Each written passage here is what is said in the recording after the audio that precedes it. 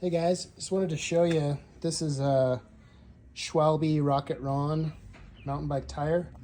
It's really hard to get the bead off sometimes. Tried various things, but this seems to have worked the best. This is a Stanley graphite hammer contractor, and it's got this, you know, it's got this little lip down on the end of the handle. So if you kind of set this right up against that and push down while you pull up,